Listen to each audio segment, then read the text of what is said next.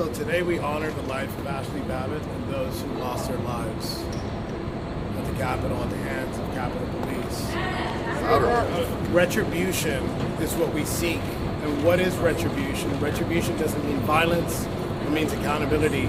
And until we don't see the accountability against those that weaponize the government and physically assaulted peaceful protesters, we will not stop. We will be here every January 6th. We will be here every 4th of July.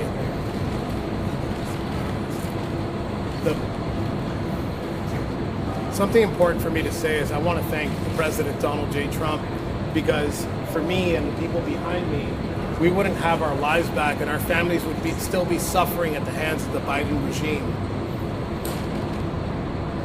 Joe Biggs, two-time Purple Heart recipient, multiple tours in Afghanistan, 18-year sentence, still not pardoned. Ethan Nordine, hero, 18-year sentence, still not pardoned.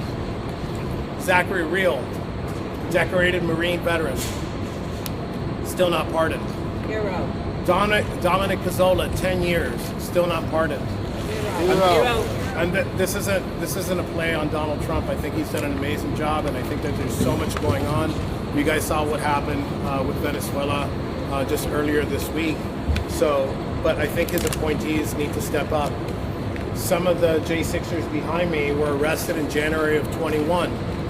They were able to push their trial past Inauguration Day.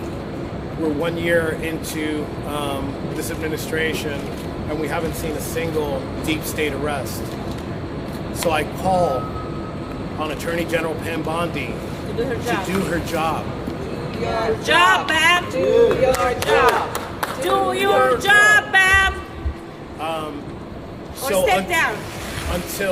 Until accountability, I say this again and I say it the last time, without accountability, there is no justice. And we will not rest. It's not just me and the people behind me, and it's not just the 1,600 other people. It's millions, tens of millions of Americans that wanted to vote for one thing and one thing only. It wasn't cheaper eggs, it was retribution and accountability. The man who died gave back life to me, and I'm glad he stand up next to you and defend her to this day. 'Cause there ain't no doubt I love this land. God bless the USA! USA! USA! USA! USA! 5 years ago, the American people knew an election was stolen from them, and the brave men and women behind us, as well as my daughter, showed up to have their voices heard and make it clear that we knew the election was stolen from us. As a result, Ashli was shot without warning, and many people were put in jail and are still continue to be persecuted to this day. People from the mainstream media, somebody in particular I'm thinking of, but I don't want to say his name and give him any more credit, continue to call these people insurrectionists. And I just, the American people were attacked by the police that day. My daughter was shot by a police officer who had a disciplinary record that dates back decades. And in any other police force, he would have been fired, not promoted. He's been protected, he's been honored, he's got raises, he's benefited both professionally and financially from the death of my daughter. So I want to see Michael Leroy Berg held accountable. Yeah.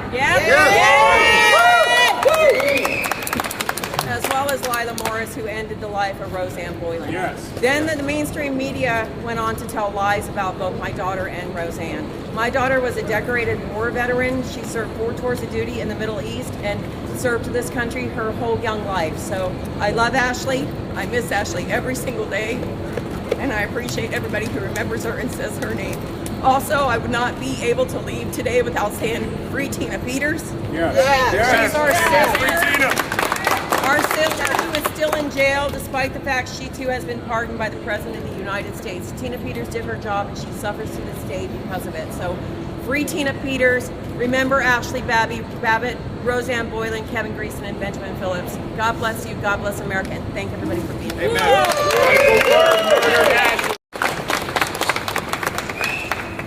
Thank you, Micki. So my journey in this started.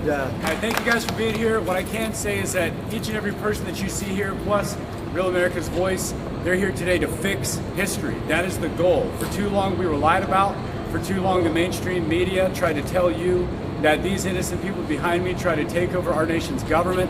And they also try to say that I use a plastic children's toy to take over the government. So the lies will not stop.